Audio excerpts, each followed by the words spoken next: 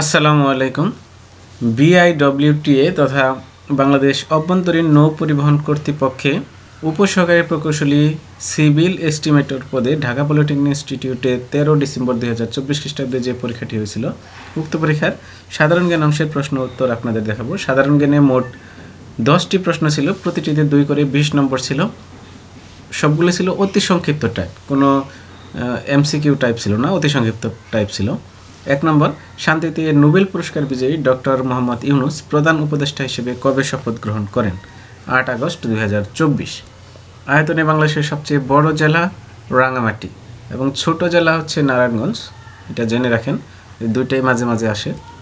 স্বাধীনতা যুদ্ধে অবদানের জন্য বীরশ্রেষ্ঠ উপাধি লাভ করেন কতজন? 7 জন। যুক্তরাষ্ট্রকে স্ট্যাচু অফ লিবার্টি উপহার দেন কোন দেশ? ফ্রান্স। পৃথিবীর দিনরাত সমান হয় কখন? 23 সেপ্টেম্বর এবং 21 মার্চ তারিখে।